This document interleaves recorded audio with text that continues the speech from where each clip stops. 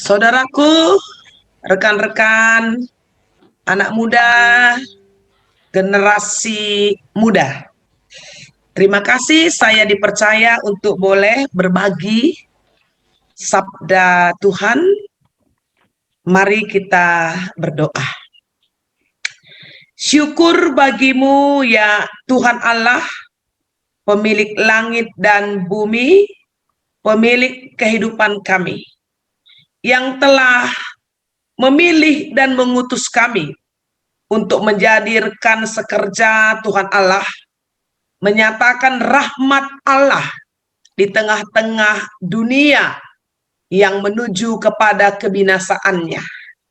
Kehadiran jemaat Tuhan di tengah-tengah dunia ini, oleh karena pertolongan dan rahmat Tuhan, akan membuat semuanya menjadi baik, dari hari ke hari dipulihkan, sehingga dunia di mana kami ada, dengan keutuhan ciptaan Tuhan, kami boleh hidup di dalam perdamaian, sukacita, dan senantiasa untuk menularkan energi positif.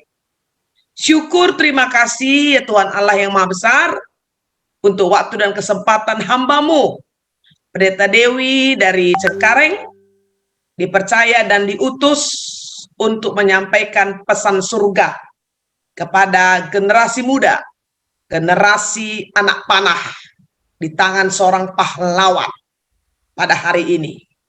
Kuat kuasa roh Allah mendiami melingkupi kami, sehingga dengan keterbatasan kami sebagai manusia debu tanah, kami boleh mengerti maksud Tuhan, dan kemudian kami akan tetap masuk di dalam realita kuasa Tuhan.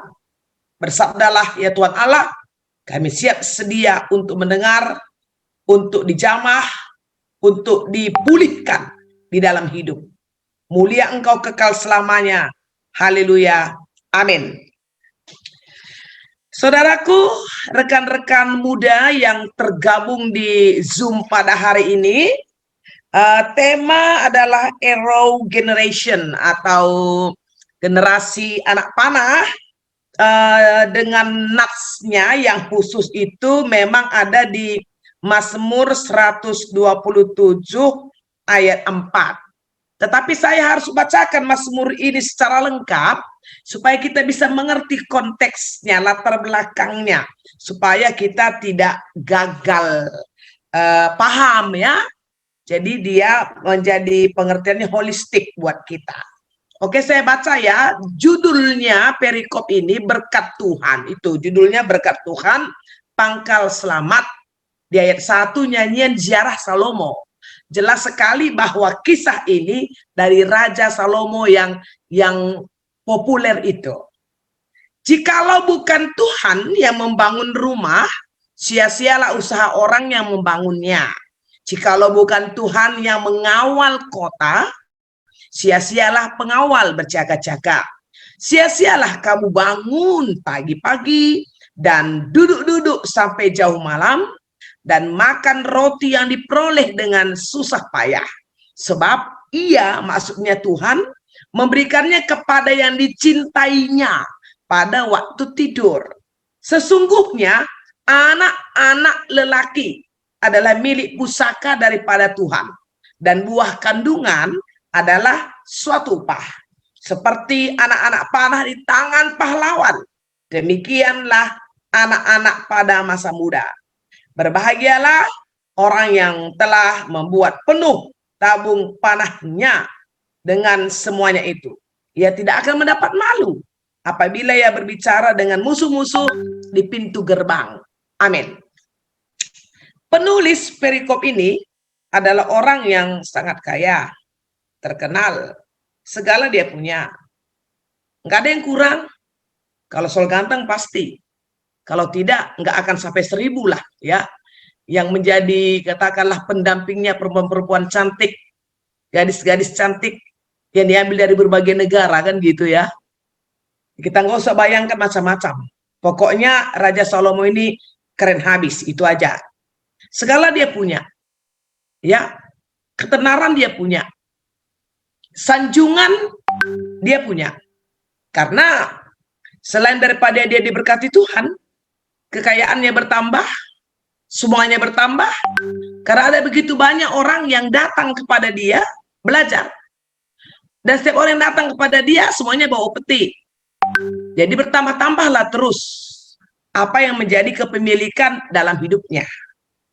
Tetapi mari lihat baik-baik perikop ini ya rekan-rekan muda. Salomo menyadari apapun yang dia miliki,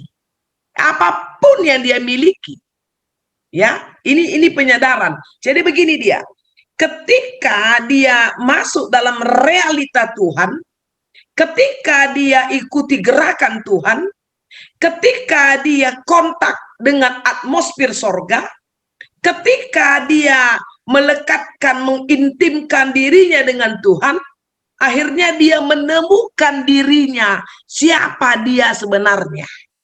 Nah ini kata kunci. Kita nggak ada apa-apanya kalau saudara mau masuk di realita Tuhan. Mau hebat, mau kuat, mau tangguh, mau terkenal, mau digandrungi oleh banyak cewek, banyak cowok, disanjung-sanjung, nggak ada gunanya ketika saudara itu masuk di realita Tuhan. Tetapi kalau saudara nggak ada di dalam realita Tuhan, maka buat saudara, ya, hal-hal duniawi yang mengelilingi kita, yang mungkin menyanjung kita, yang mungkin mengejar-ngejar kita, ya, buat saudara itu eksistensi hidup. Padahal tidak. Salomo menyadari itu. Selepel Salomo yang punya segala sesuatu, ketika dia mulai mengintimkan dirinya dengan Tuhan, kalau dalam bahasa Salomo hikmat, dia bilang itu, hikmat itu, maka dia bilang akhirnya, jika bukan Tuhan yang membangun rumah, istananya bagus apapun ada, sia-sia usaha orang membangun. Ini kan sadar dia, nggak mungkin rumah atau istana yang dia bangun itu tidak kuat. Atau jangan-jangan yang dibayangkan dia 7 turunan pun tidak akan runtuh, tidak akan hancur, tidak akan rusak. Atau ketika ada badai topan, angin keras apapun, atau musuh datang, itu nggak akan terkalahkan. Tetapi, saya ulangi lagi rekan-rekan muda, ketika dia masuk di dunianya Tuhan, di realitanya Tuhan, baru dia bilang, sia-sia semua kalau bukan Tuhan yang membangun. Oke, yang kedua, jikalau bukan Tuhan yang mengawal kota, sia-sia pengawal berjaga-jaga. Dia raja loh, bodyguardnya pasti nggak orang sembarangan, pengawalnya itu pilihan, ya kan? Tapi kemudian dia sadar, pengawal bodyguard yang jaga itu kan hanya tinggal menunggu waktu. Oke, tak terkalahkan dari segi musuh. Tapi dia bisa tua, betul. Dia bisa sakit, betul. Bisa lemah, bisa mati kan. Jadi Salomo sadar, pengawal-pengawalku ini yang kuat-kuat, yang jagoan ini, yang mau mati buat dia, pengawal-pengawal yang loyal ini, yang mungkin setiap hari berkata, kalau ada musuh datang, pengawal berkata, langkahi dulu mayatku.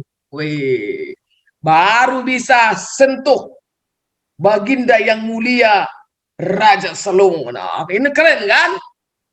Tapi apa dia bilang? Ah, sia-sia semua kalau bukan Tuhan yang menjaga kota. Oke? Yang ketiga, lihat nih, sia-sia kamu bangun pagi-pagi, duduk sampai jam malam menikmati roti yang kamu peroleh dengan susah payah. Ya, kita kan dari pagi ke pagi, dari Senin ke Senin, lupa sudah gelap, lupa, ya, lupa ibadah, lupa doa. Yang sebenarnya kebutuhan kita hanya untuk sejengkal perut. Padahal rasa enak itu cuma ada, ya, berapa senti lah di sini kan. Rasa enak ya, lewat, habis itu kita akan jongkok di belakang, keluar. Kan cuma kita gitu kan, duduk kalian di Starbucks, duduk kalian di mana tuh, di Jeko, di Bebek Kaleo, di mana-mana tuh duduk. Makan apapun, minum apapun kan cuman lewat sini enaknya. Aduh seger banget ya, enak banget ya. Besok diulang, tunggu 2 jam lagi udah jongkok kau semua di belakang sana. Betul nggak? Jadi sampah gitu. Yang kau cari siang malam dengan berpeluh, iya kalau kau mencari kiriman. Kiriman dari kampung. Bagaimana orang tuamu dari kampung sana, nggak tahulah. Mikirin anaknya yang kuliah, yang sekolah, segala macam. Sampai orang tuamu batuk, sakit, sesak napas, tensi, lever, segala macam. Demi anak semata wayang, demi anak-anaknya biar jadi orang. Biar bisa sukses.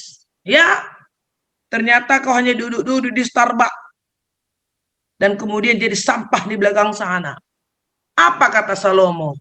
Yang ku cari dari hari ke hari, ya itu semua nggak ada gunanya,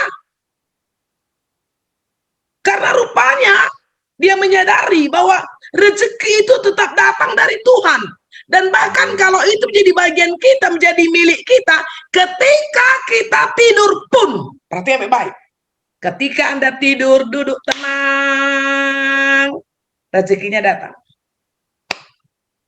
Di dalam ketenangan, hidup kita dipulihkan sebenarnya. Tetapi kita lebih banyak hidup di dalam apa? Kegelisahan, ketakutan, makan apa besok? Gimana lusa? Ya kan, apalagi pandemi COVID-19 begini. Gimana besok, lusa, minggu depan? Berapa lama COVID ini dengan dampak-dampak yang multidimensi ini gitu ya. Sampai kemudian kita banting tulang, banting setir. Mulailah putar otak. Ketika kau putar otak, apa yang lebih sering? Ya gimana aku bisa bertahan hidup, dapat makan, rumah kos kebayar, segala macam. Cuman itu di otak kita.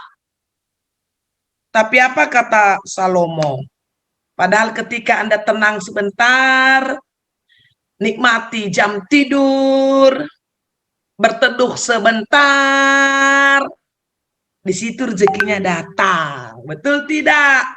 Rezeki itu jangan dibayangkan hanya uang yang masuk ke ATM, yang masuk ke norek kita, bukan. Pemulihan daripada saraf-saraf, pemulihan daripada otak kita, itu kan lagi tidur. Mana bisa dipulihkan hidup kita kalau kita lebih banyak ribut, lebih banyak perang, lebih banyak main WA. Nggak bisa. Pemulihan itu tenang. Ya, atau meditasi. Lagi doa, lagi sembahyang, kan itu lagi baca Alkitab, itu. Tapi sibuk kita semua, ya. Jadi kata Salomo, oh sia-sia semua. Karena kalau namanya rezeki, waktu tidur pun rezekinya datang. Makanya lagi jam tidur kalian ya. Jangan bikin tugas itu jam tidur pun nggak tidur kau, ya kan? Aku nggak tidur seminggu, kenapa bikin tugas? Baru ini nih, baru 3 halaman, salah kalian. Jangan, kalau makanya dibikin Tuhan ada malam biar tidur kau semua. Begitu, ada siang, di situlah kau kerjakan. Ini enggak, siang tidur kau, malam kau mulai lagi bangun. Kau bukan kelelawar, kau manusia. Ikuti aja aturan Allah. Udah mantap dia bikin aturan itu. Allah nggak pernah salah, betul nggak? Allah nggak pernah salah bikin pagi, siang, dan malam. Nggak pernah salah. Hanya kita yang salah menyikapi, salah pakai waktu, itu aja ini sebenarnya. Kalau malam, bobok ya sayang. Tidur kalian ya, istirahatlah ya. Sudah lagi istirahat di kampus, istirahat. Jangan udah di bel, bisa ambil waktu, ambil sudut-sudut ruangan, tenangkan diri. Itu namanya istirahat. Jangan ribut kali kerjamu. Yang kadang-kadang dibahas juga yang nggak jelas, ya kan? Kau bahaslah yang kau tidak mengerti. Kau bahas politik, kau tidak mengerti. Jangan dibahas yang nggak mengerti. Bahas yang dimengerti, oke? Okay? Nah ini kita masuk di inti. Ada yang katakanlah pada masa lalu ya, sesuatu yang salah terhadap keberadaan keturunan. Oke, kita nggak usah kecil hati walau memang sini secara harafiah berkata laki-laki, oke? Ya, jadi anak laki-laki milik pusaka daripada Tuhan. Jadi ada yang pada masa lalu dan juga mungkin sekarang bahwa keturunan yang diharapkan itu selalu laki-laki. Patriarkal pokoknya. Jadi kalau nggak anak laki-laki, kayaknya nggak afdol lah, nggak mantap lah. Maka juga banyak usaha, banyak upaya hanya dapat anak laki-laki halal atau tidak halal. Nah, begitu pula dia jadinya. Jadi maaf ya, termasuk akhirnya kawin berulang-ulang. Dari istri yang A, kok perempuan lagi. Istri yang B, kok perempuan lagi. Istri yang C, kok perempuan. Hanya untuk cari anak laki-laki. Kawin sampai 10 kali, 100 kali, kalau dia kuat 1000 kali. Jadi, tapi kita harus paham konteks. Kenapa yang dicari anak laki-laki? Karena masa lalu, laki-laki itu ujung tombak. Laki-laki itu benteng, laki-laki itu perisai, laki-laki itu harus punya daya tawar kepada musuh. Itu sebenarnya. Dan maaf ya, tidak mengecilkan siapapun, perempuan itu hanya menjadi pelayan. Melayani suami, kalau nggak suka di depan aja. Orang-orang Yahudi gini teman-teman. Ini kita bicara apa ya, tradisi ya. Yang kalau saya bilang, aduh, diskriminatif banget deh doanya. Segala sesuatu. Terima kasih Tuhan, karena aku tidak diciptakan sebagai seorang perempuan. Hah, ngeri kan? Begitu doanya. Terima kasih, karena aku tidak diciptakan sebagai seorang perempuan. Gitu. Jadi betapa bangganya orang-orang Israel punya banyak anak laki-laki. Tapi kemudian di sini diingatkan oleh Salomo, anak laki-laki itu milik pusaka Tuhan, bukan milikmu. Kira-kira dia mau bilang sama orang tua pada masa lalu, engkau cari dengan segala upaya. Kalau ya saya nggak tahu lah apakah dulu ada praktek perdukunan misalnya untuk dapat anak. Ini kan kebetulan pendeta ini kan memang spesialisasinya okultisme. Kuasa gelap nih, kalau kalian ada yang kerasukan kesetanan ya, ada banyak cara orang untuk dapat anak, ke Gunung Kawi lah dulu, semedi gitu-gitu. Dia datang ke mbah sana, mbah sini, segala macam gitu untuk dapat anak laki-laki gitu kan.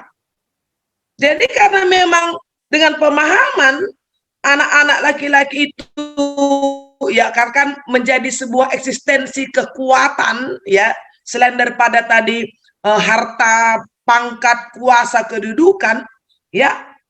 Jadi mau dengan cara gelap, tahu gelap kan, istri gelap ya nggak jadi masalah gitu. Jadi akhirnya Salomo bilang, hey, anak laki-laki itu milik pusaka Tuhan, buah kandungan itu upah. Artinya kalau Tuhan mau kasih laki atau perempuan, itu kuasa Tuhan, bukan kuasamu. Kalau Tuhan mau kasih laki atau perempuan, itu adalah upah. Tuhan mau kasih laki atau perempuan, ya itu terserah Tuhan. Begitu kira-kira. Maka dikatakan anak laki-laki milik pusaka. Jadi itu berharga di tangan Tuhan. Itu dia anugerahkan kepada keluarga-keluarga yang menurut Tuhan katakan adalah suatu upah. Orang yang dapat upah itu kan kerjanya yang baik ya. Sudah kerja mungkin 5 minggu, sebulan dapat upah. Jadi kandungan itu upah. Jadi pada dasarnya nggak bisa oleh karena usaha-usaha manusia diatur sedemikian rupa untuk bisa tangan seorang pahlawan. Orang tuanya ini kan pahlawan kan, itu hero pahlawan. Orang tua ini disebut pahlawan ketika orang tua ini memang hidup dalam keintiman, kelekahan ini jelas di tangan seorang pahlawan. Kita tahu pahlawan itu kerjanya pasti mengalahkan musuh, iya kan? Jadi bagaimana musuh bisa kalah kalau anak panah ini tidak ada di tangan seorang pahlawan? Kalau di tangan seorang perampok, maka anak panah itu akan, ngerti ya? Kalau anak panah itu di tangan seorang pecundang, kalau anak panah itu di tangan seorang koruptor, kalau anak panah itu di tangan seorang penjina, kalau anak panah itu di tangan seorang yang suka manipulasi, menghalalkan segala cara, sudah jelas kemana anak panah arrow itu dipanahkan, kan begitu. Orang yang serakah, anak panah itu akan dipanahkan kepada semuanya penting uang, uang, uang, uang, uang. Apapun caranya, pokoknya uang, uang, uang. Karena dia mungkin sudah kepengaruh dengan katakanlah konsep hedonis, ya. Pokoknya dia mau bilang no time, tidak ada waktu kalau nggak ada uang. Jadi semuanya uang, uang, uang. Time is money, semuanya uang, uang, uang. Nah, siapa pahlawan itu? Orang tua yang menyadari bahwa rumah yang dimiliki, misalnya seperti ayat 1 tadi, itu harus Tuhan yang bangun. Penjagaan kota itu harus Tuhan. Rezeki datang dari Tuhan. Keturunan itu karena upah dari Tuhan. Bukan karena main jimat-jimat. Bukan karena main mantra-mantra. Bukan karena perselingkuhan. Demi pencitraan punya anak laki-laki. Bukan. Itu jadi sekarang begini, anak-anak panah itu harus di tangan yang benar. Siapa itu di tangan yang benar? Ini kita berbicara konteks dulu ya, orang tua. Orang tua yang mengandalkan orang tua itu menjadi pahlawan. Anak laki-lakinya menjadi anak panah. Jadi anak laki-laki ini akan mengalahkan musuh yang datang. Begitu maksudnya. Nah, sekarang ini kebetulan yang hadir kalian semua ini kan anak-anak nih. Ya, kayak saya bilang anak-anak ya. Kebetulan nggak ada di sini orang tua. Nah, yang penting sekarang kamu tempatkan aja dirimu adalah anak panah, itu aja dulu. Kamu adalah anak panah yang siap untuk dipanahkan ke sebuah sasaran. Nah, persoalannya sekarang, siapa yang memanahkan kamu? Kamu ada di busurnya siapa? Siapa yang pegang busur itu? Kan ini sekarang. Kau tidak bisa memanahkan dirimu sendiri. Harus ada yang arahkan kamu. Harus ada yang panahkan kamu. Harus ada yang katakanlah mengarahkan hidupmu. Siapa itu? Oleh sebab itu hari ini teman-teman sekalian, saya ajak kalian jangan salah untuk memilih yang menjadi pahlawan hidupmu. Itu aja sebenarnya. Orang tua bikinlah, orang tua semua di kampung terpisah, kau jauh karena kau kuliah atau kau sekolah. Tapi yang terpenting sekarang adalah bagaimana kau siapkan dirimu sebagai hero generation, anak panah, generasi anak panah, supaya tidak salah panah, tidak salah fokus, tidak salah tujuan. Kalau saya bilang, tentukan saja pahlawanmu sekarang. Tentukan pahlawanmu. Yang pertama jelas kalau kita berbicara soal Mazmur 127, ini jelas keintimanmu dengan Tuhan.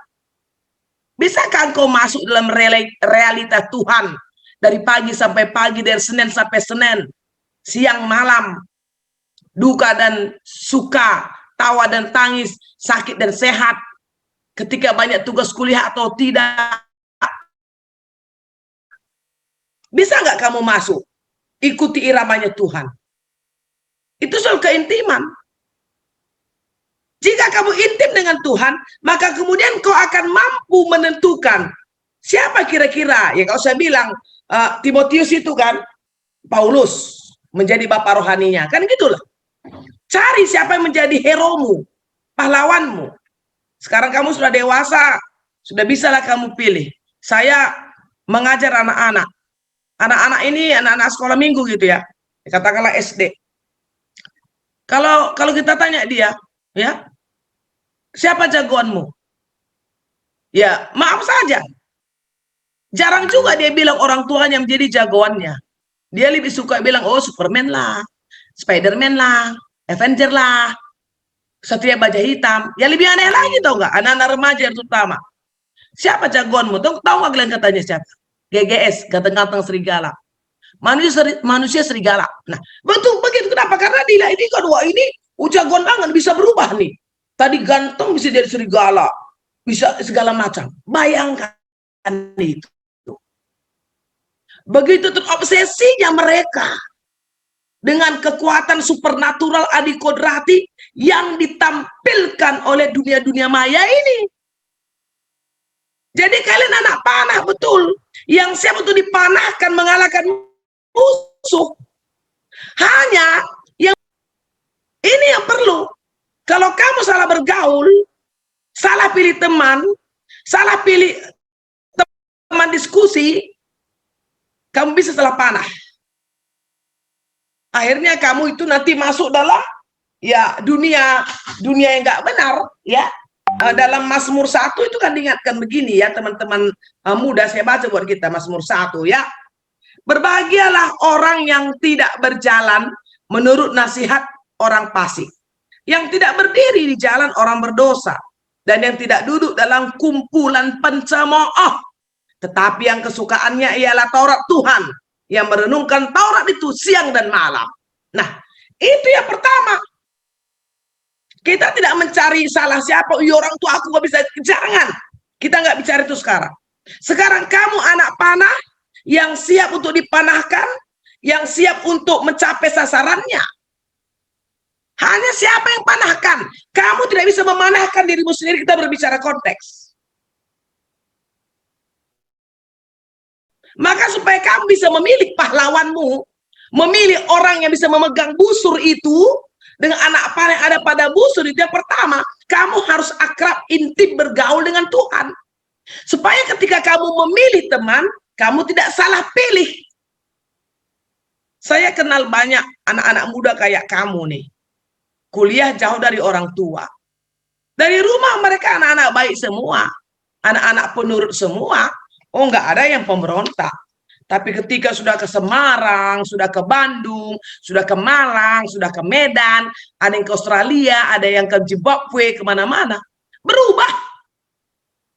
Tiba-tiba memberontak pada orang tua. Tiba-tiba nggak lagi balas WA orang tua. Tiba-tiba udah cuek, acuh baby kepada orang tua. Tiba-tiba semua. Kenapa? Salah bergaul. Salah bergaul, salah teman. Itu yang banyak. Tiba-tiba kamu ini semua tidak lagi dikenal oleh orang tua yang melahirkan dan membesarkan kamu. Tiba-tiba kamu jadi orang asing bagi orang tua yang hampir 18 tahun kamu bersama-sama dengan dia. Ketika kamu tinggalkan orang tuamu, kamu tinggalkan adikmu, kakakmu, abangmu, tiba-tiba kau jadi alien. Tahu alien kan? Orang asing yang gak jelas dari angkasa raya mana. Kalau saya bilang, berarti kamu salah memilih pahlawan. Salah memilih yang memegang busur yang berisi anak panah yang sudah dipersiapkan oleh orang tuamu selama ini. Maka kata Paulus jelas, Roma 12 ayat 2, jangan menjadi serupa dengan dunia ini. Tetapi berilah hidupmu dibaharui oleh Tuhan. Supaya kamu bisa mengerti mana benar, mana salah. Mana kebajikan. Kan begitu.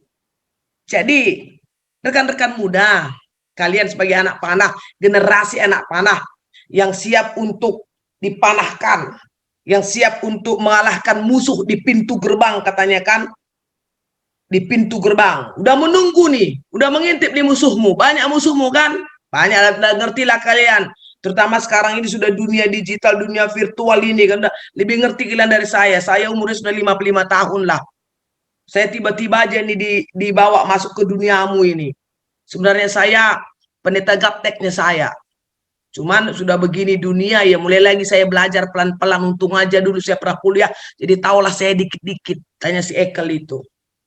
Gitu, akhirnya belajar juga kan. Maka saya ulangi lagi ya, anak panah semua, Yang pertama, kamu intim sama Tuhan. Supaya kamu tahu, oh ini nih yang, ini maaf ya, ini bukan soal kita mendiskreditkan manusia, bukan. Jelas kata Mazmur. Kata Mazmur itu kan jelas. Jangan kamu berjalan dengan orang fasik. Jangan berdiri di jalan orang berdosa. Jangan duduk dengan kumpulan pencemooh.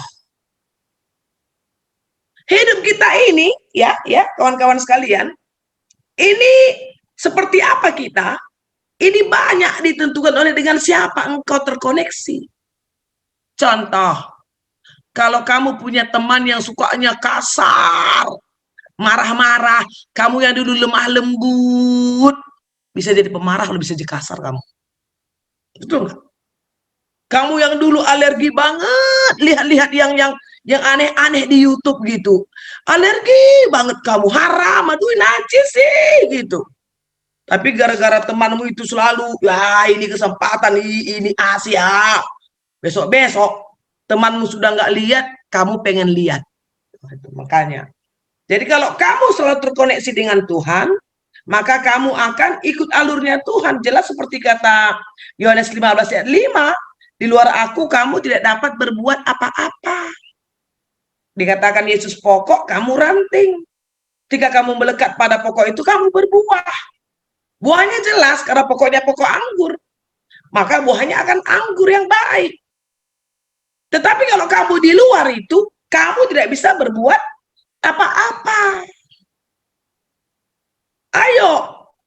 Jadi tugasmu sekarang pada saat ini sebagai anak-anak muda, kamu punya tugas yang teramat penting di panggung dunia ini. Buatlah dunia ini gemetar oleh karena kehadiranmu. Buatlah semua kekotoran, percabulan, ya, berita-berita yang nggak benar itu gemetar. Karena kamu menguasai panggung dunia ini, pentas dunia ini. Sebagai anak panah Aero Generation, tentukan siapa akan memanahkan kamu. Nggak apa-apa, boleh juga sahabatmu, teman-temanmu, boleh. Tapi pastikan, oh ya ini nih cocok nih, orangnya pendoa nih, ini cocok nih, orangnya menghormati orang tuanya. Ini udah kau dengar temanmu ngomong di telepon aja ke orang tuanya kasar, udahlah, bunda nggak tahu apa-apa, bunda diam aja. Gimana seorang anak ngomong begitu ke mamahnya yang melahirkan dia? Bunda tenang aja, diam aja, bunda nggak ngerti zaman anak muda ini. Loh, 9 bulan 10 hari kamu dikandung, nyawa taruhannya melahirkanmu. Dan tiba-tiba kamu ngomong, udahlah ibu nggak tahu apa-apa itu. Di mana otakmu coba? Orang kayak gitu nggak perlu kau temenin. Nanti kamu diajak memberontak lagi. Jadi harus jelas nih sekarang jalan hidupmu. Kamu anak panah. Jelas kamu anak panahnya Tuhan, jelas. Tetapi kan yang memanahkan kamu kan harus ada seorang pahlawan nih. Mulai tentukan pahlawanmu. Sebagai anak-anak kuliah kamu jauh dari orang tuamu. Maka mulai tentukan siapa yang menjadi sahabatmu. Ya, katakanlah ini teman-teman yang Kristen nih. Kamu harus bergaul dong dengan gereja, bergaul dengan pendeta. Saya khawatir di handphonemu itu jangan-jangan nomor pendeta pun nggak ada.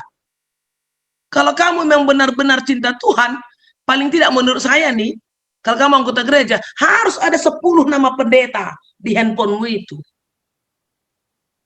Untuk kau bisa diskusi.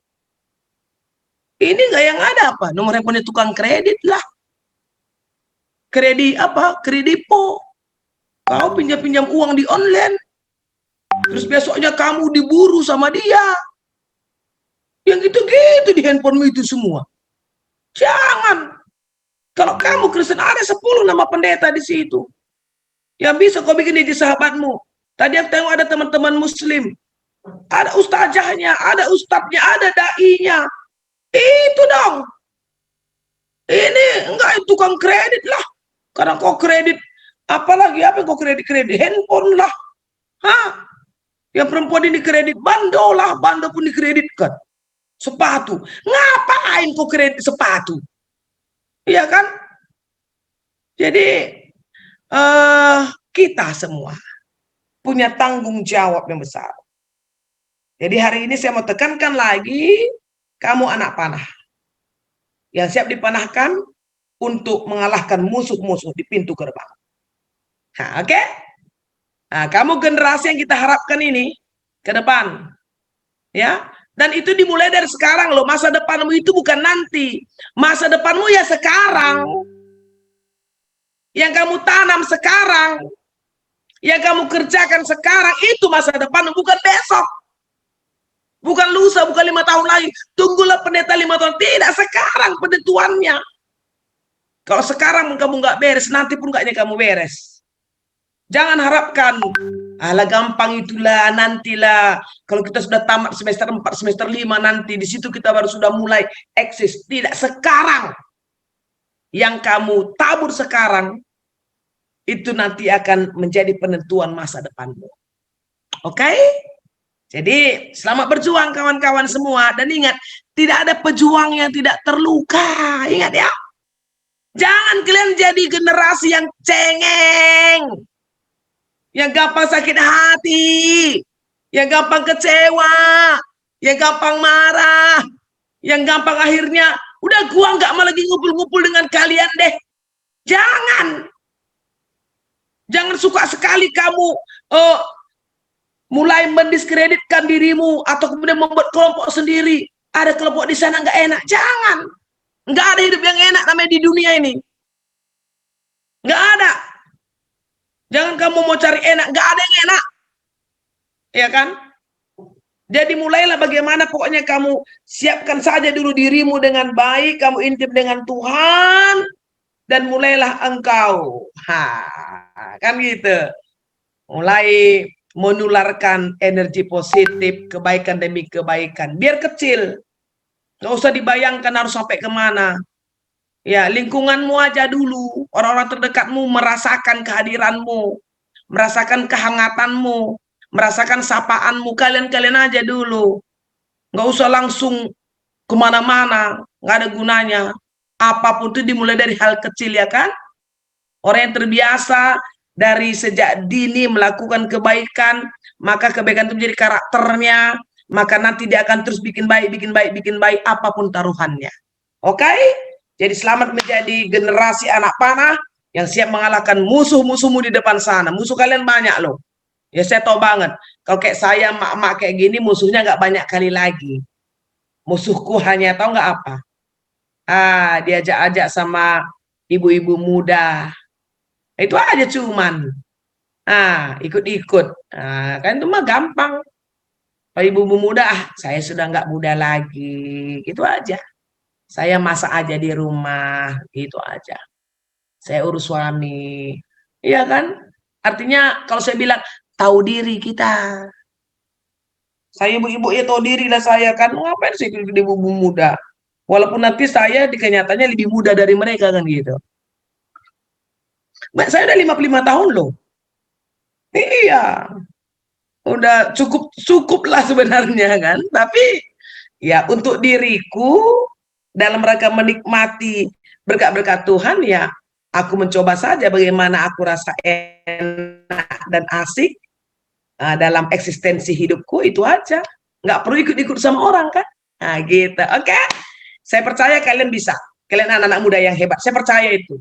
Ya. Dan ingat ya, jaga hubungan satu dengan lain. Kalau kalian mau maju, jangan dipilah-pilah manusia. Manusia itu sama kok. Jangan dibedakan manusia karena sukunya, karena agamanya. Ya, jangan, nggak usah, nggak ada gunanya. Manusia ini sama, debu tanah semua. Kalau sudah mati, udah masuk tanahnya semua. Ya, itu aja. Jadi nggak usah kita menjadi orang yang sombong. Ingat, semua debu tanah sama nasibnya akhirnya masuk ke rahim bumi. Oke, tapi kita punya kesempatan ketika masih ada kita di dunia ini, Tuhan mau kita bisa mengalahkan musuh-musuh kita. Oke, itu memberkati kita. Mari kita berdoa. Terima kasih ya Tuhan Allah yang sudah mempersiapkan diri kami untuk terus bisa menyatakan kedahsyatan dan cinta kasih-Mu di tengah-tengah dunia. Terlebih anak-anak muda ini yang menjadi anak-anak panah yang Engkau persiapkan untuk dipanahkan, mengalahkan segala musuh yang kelihatan dan yang tidak kelihatan.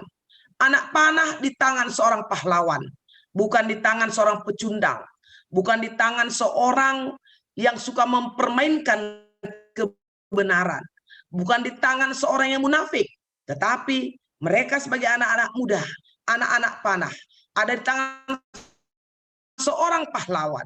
Dan mereka dikelilingi oleh pahlawan-pahlawan yang siap memanahkan mereka, mengalahkan musuh negara, musuh-musuh yang senantiasa merusak tatanan kehidupan. Berkati Tuhan generasi anak panah yang ikut di Zoom meeting pada hari ini. Kami percaya Engkau persiapkan mereka menjadi anak-anak yang luar biasa, yang membanggakan bangsa dan negara ini, membanggakan orang tua, membanggakan kami semua. Mulia Engkau kekal selamanya, Tuhan Allah Maha Besar. Haleluya. Amin. Kami serahkan kembali.